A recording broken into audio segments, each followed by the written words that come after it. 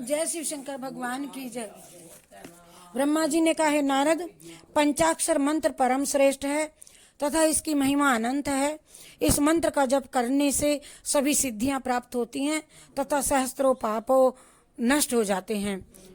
और वेदों ने भी इस मंत्र द्वारा सिद्धि प्राप्त की है। सच्चिदानंद स्वरूप भगवान सदाशिव इस मंत्र से सदैव स्थित रहते हैं। मंत्र में जो मनुष्य संसार के सुखों में लिप्त होकर के अपने जीवन को नष्ट कर रहे हैं, उनके कल्याण के हेतु भगवान सदाशिव ने इस मंत्र को प्रकट किया है। हे नारद, यह पंचाक्षरी मंत्र पापों के समुद्र को बड़वाग्नि के समान तथा दोषों को नष्ट करने में अग्नि के समान है। सभी मनुष्य इसके अधिकारी हैं। हे नारद, ब्राह्मण से बढ़कर के सद्गुरु अन्य कोई और नहीं हो सकता, क्योंकि अन्य सभी वर्ण ब्राह्मण के शिष्य कहलाते हैं। गृहस्थ मनुष्य को उचित है कि अपने से नीच वर्ण वाले को अपना गुरु कदापि न बनावे, अन्यथा उसे बड़ा पाप लगता है। मंत्र की महिमा के संबंध में हम तुम्हें एक इतिहास बताते हैं गुरु दीक्षा के बारे में, और सुनाते हैं जो अत्यंत पवित्र है और पापों को भी नष्ट करने वाला है। ए नारद, यदुवंश में दासार्य नामक एक अत्यंत प्रतापी राजा हुआ। वह सब शास्त्रों का पंडित, महान योद्धा, परमवीर, धर्मात्मा, संतोषी, शत्रु विजयी, सुंदर, शीलवान, युद्ध में चतुर तथा शत्रुओं पर विजय प्राप्त करने वाला था। वह उसने काशी के राजा की पुत्री कलावती के साथ में अपना विवाह किया, और वह स्त्री भी परम सुंदरी तथा पतिव्रता थी। और एक दिन राजा दासार ने अंतपुर में पहुंच करके अनेक प्रकार के वस्त्रानुभूषणों से अलंकृत हो अपनी पत्नी के साथ मैथुन करना चाहा, परंतु कलावती ने उसे ऐसा करने से मना किया। ये देख करके राजा ने उससे बलपूर्वक भोग करने की इच्छा प्रकट की। तब कलावती ने हाथ जोड़ करके विनय करते हुए इस प्रकार कहा, हे राजन,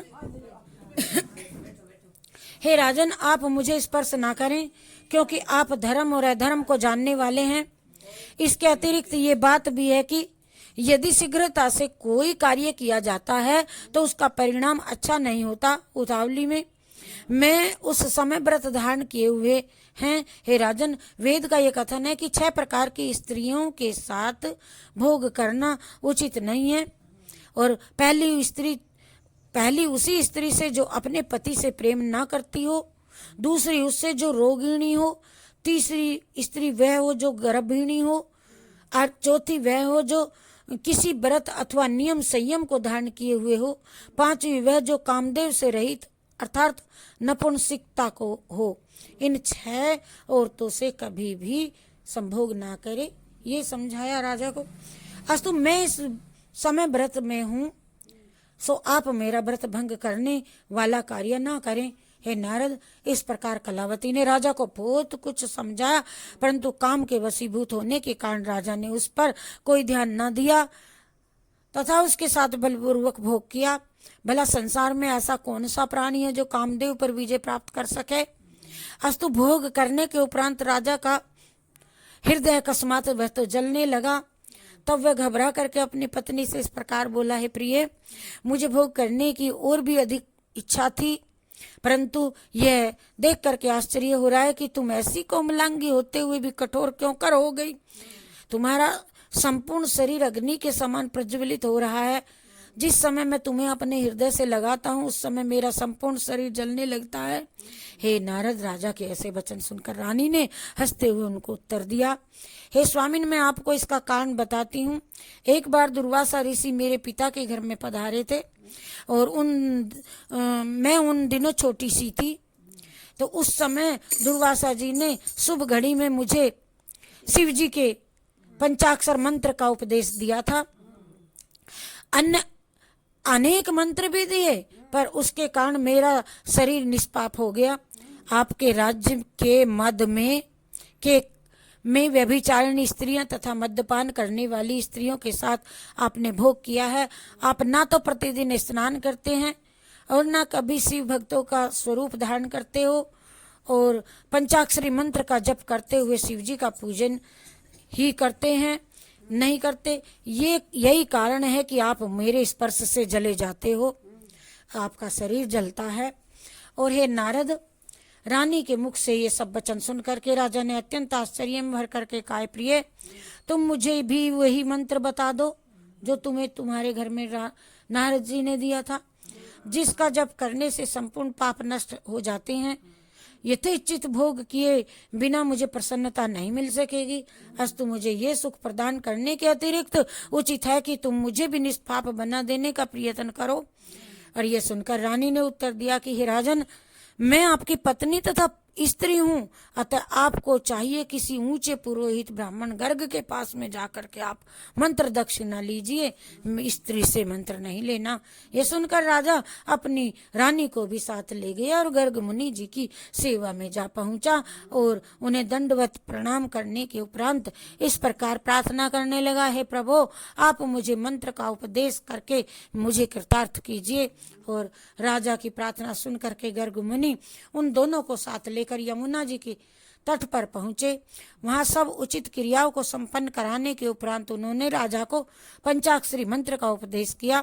हे नारद, इस मंत्र का उपदेश प्राप्त करते ही राजा के मुख से संपूर्ण पाप अपने आप निकलने लगे। तब राजा ने गर्ग जी से प्रार्थना करते हुए कहा, पूछा, हे प्रभु, आप मुझे इस चरित्र का कारण समझाइए, बताइए कि मेरे मुख से अग्नि क्यों निकल रही है। गर्ग जी ने उत्तर दिया, हे राजन, तुम्हें बड़े बड़े पाप करते हुए सैकड़ों हजारों वर्ष हो गए, व्यतीत हो गए, और तब तुम्हारे पुण्य और पाप बराबर हुए, तब तुमने इस जन्म में मनुष्य शरीर को प्राप्त किया है। अब शिवजी का ये मंत्र ग्रहण करने के कारण तुम्हारे पाप हृदय से सभी छोटे छोटे बनकर के पाप जलते जा रहे हैं, पत्थरों के समान मुख से ये बाहर निकल पड़े हैं। अस्तु अब तुम निष्पाप हो गए हो। हे नारद, राजा को यह बताने के उपरांत गर्ग जी ने पंचाक्षरी मंत्र की महिमा का वर्णन करते हुए पुनः इस प्रकार कहा कि हे राजन, यह मंत्र अन्य सभी मंत्रों का सम्राट राजा है तथा शिवजी को भी परम प्रिय है। ये संपूर्ण मनोरथों को सिद्ध करने वाला तथा दोनों लोकों में पापों को नष्ट करने वाला है। शिवजी इस मंत्र से ही तो प्रसन्न होते हैं और इसी मंत्र के अंदर ही तो अक्षर रूप से विराजमान है शंकर जी। ये मंत्र उनके मुख वचन के समान है और अस्तु इसमें कोई संदेह नहीं है कि इस पंचाक्षरी मंत्र का जाप करने से शिवजी की प्राप्ति अवश्य होती है।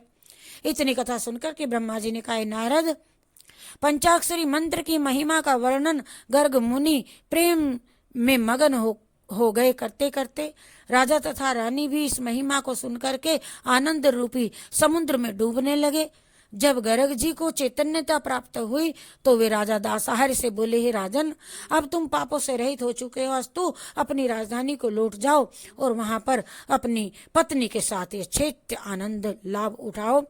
इस आज्ञा को पाकर के राजा दासाहारी अपने घर लौट आया।